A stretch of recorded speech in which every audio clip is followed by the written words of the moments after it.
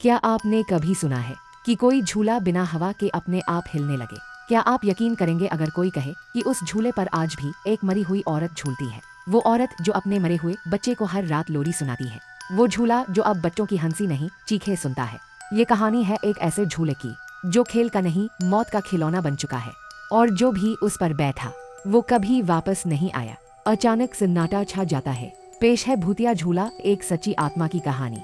गांव में एक पुराना पार्क था। वहाँ एक झूला था जो सालों से टूटा पड़ा था। लेकिन अजीब बात ये थी कि हर अमावस की रात को वो झूला अपने आप हिलता था। गांव वाले कहते थे कि वो झूला एक चुड़ैल का है जो बच्चों की आत्माओं से खेलती है। गांव के बुजुर्गों की माने तो कई साल पहले एक औरत रंभा अपने बच्चे को इस झूले में झुला रही थी। किसी ने अचानक धक्का दिया, बच्चा झूले से गिरा और मर गया। रंभा का दिमाग फिर गया। उसने खुद को उसी झूले से लटका लिया और तब से कहते हैं उस झूले पर उसकी आत्मा बैठती है, झूलती है और इंतजार करती है किसी बच्चे का। कहानी की शुरुआत होती है तीन दोस्तों से। रवि, मोंटी और सीमा तीनों कॉलेज से छुट्टियों में गांव आए थे और शौकिया वीडियो बनाते थे। उन्होंने गांव में भूतिया जगहों पर वीडियो बनाने की सोची। किसी ने उन्हें उस झूले के बारे में बताया। मोंटी ने मजाक में कहा, चुड़ैल वुड़ैल कुछ नहीं होता, चलो वीडियो बनाते हैं, झूला हिलाकर डरावना बना देंगे।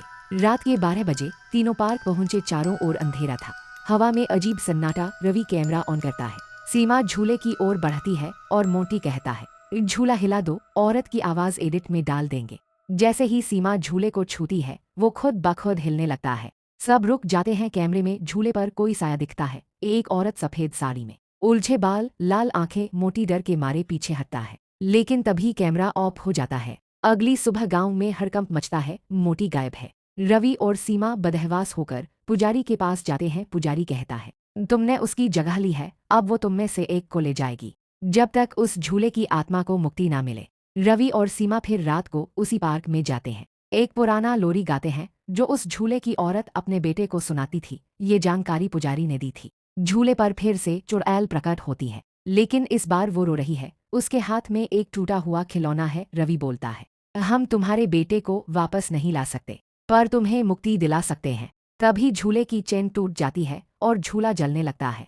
सफेद धुआं उठता है और उसमें से चुड़ैल और एक बच्चे की आत्मा एक साथ ऊपर उठते हैं। मोंटी वहीं पास में बेहोश पड़ा मिलता है, लेकिन उसके बाल सफेद हो चुके होते हैं और वो अब बोल नहीं पाता। अंतिम दृश्य, गांव में पार्क को बंद कर दिया गया, लेकिन कहते हैं अगर कोई बच्चा रोता है तो उस झूले की लोहे की चेन फिर से खनकती है, जैसे कोई उसे चुप कराने आ रहा हो।